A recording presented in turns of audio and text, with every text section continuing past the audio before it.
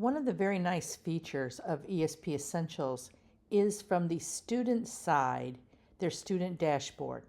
So when you look at this, you're going to see a lot of different aspects, and I want to show you how it all comes in together and how you could create this kind of student dashboard that's really advantageous. So for one thing, you're going to see this is the course that we have. You're going to see that it gives you a course overview, and when you click on this, you're going to be able to see the entire course. You can open it up, and the student is going to be able to open it like this. When they're here as well, you see they have this option for their forums. So here's where their content can come in if you're doing any forums right there.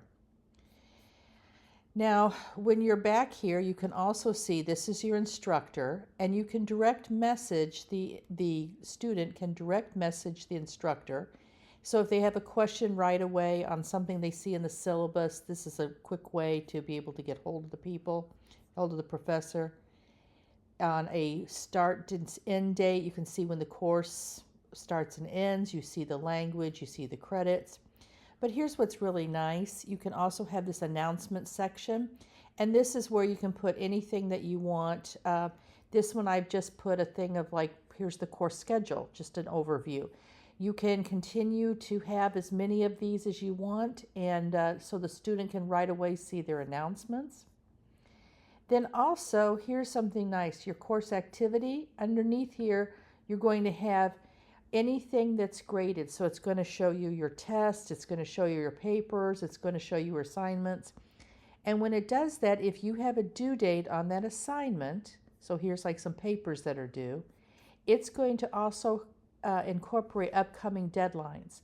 So the student is going to be able to immediately look and say, oop, I've got a paper that's going to be due pretty soon. I should be aware of that. It's going to show them the course progress if you scheduled this, so how they're doing. Are they behind? Are they doing okay? And then it has an overview of the course description and any of the course objectives. These are blank because I'm just using a demo course. So that you can see that this is a really nice alternative of what you can create. Now, how do you put all this together from your side? So let's take this step by step and walk through. So now we're going to come back as the administrator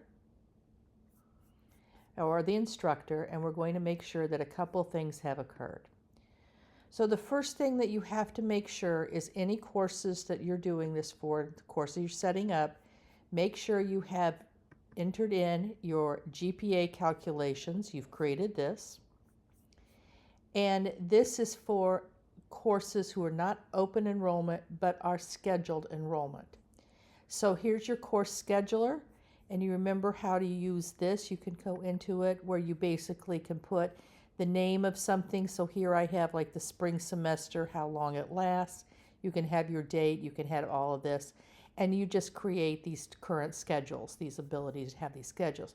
Now, one thing, once you have these schedules, you can open it up and you can see which courses you have under which semesters. So that's kind of nice so that we know where we are here. So that's the first step. Make sure you have your GPA. This is the bare minimum you have to be able to use that syllabus. You need your GPA calculations and you need your course scheduler.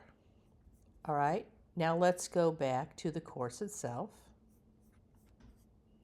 And I'm going to be using this digital library course, and I'm going to show you how to put in the announcements. So when we put in the announcements, we're going to go to Home, and we're going to go to Discussion.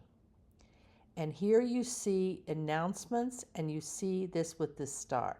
This is a standard form, it's going to be a standard function that's going to be in all courses, and this actually applies to, when you click this on, you can see this applies to what you saw on the syllabus. So if you want to change this, all you do is just have a new thread, and we're going to call this the new announcement.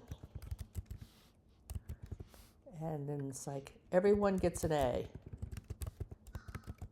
That's going to be our new announcements, and we'll submit that. And then you'll see this, we'll go back and we'll see that that now will show up on the syllabus. So that's the first thing you need to do. Now on the other side, you also need to come back here to your syllabus itself. And remember that we have a scheduled start. So remember that we have to have a schedule. So we made the course scheduler. So here, make sure in your enrollment schedules you have scheduled start. So here you should be able to see all of the ones that you chose. And so we want to make sure that this is added in.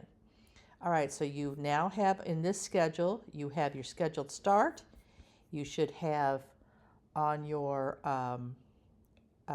course itself, you've got the information that you need. Now, two other things, just to make sure you have it. Let's come into your digital library again, come into your course again. And if you're going to have a paper that you have a due date on, let's look at this assignment. Make sure that you have two things. It needs to be in a grading category. So this is the assignments. So again, you have already set that up in your syllabus. And this is where you can enter a due date. So it gives you a calendar here so you can enter any due date. And that's what's going to show up. You have to put that in there.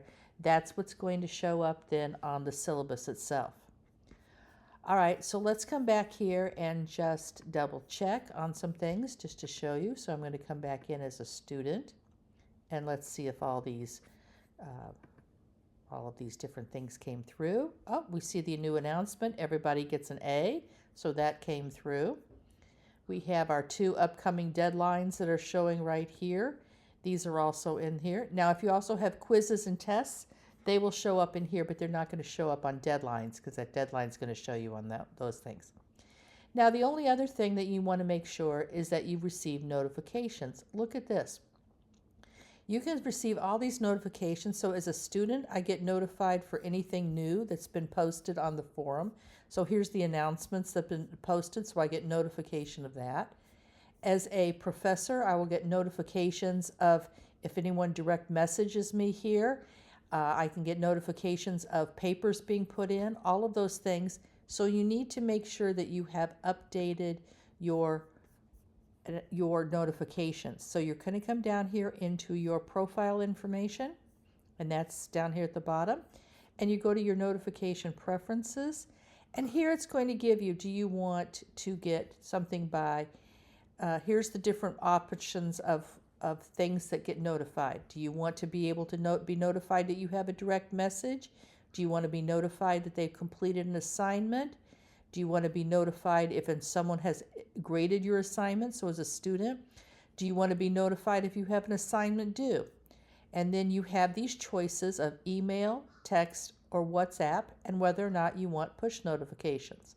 Now remember, these have to be entered once you do these notifications. That's great.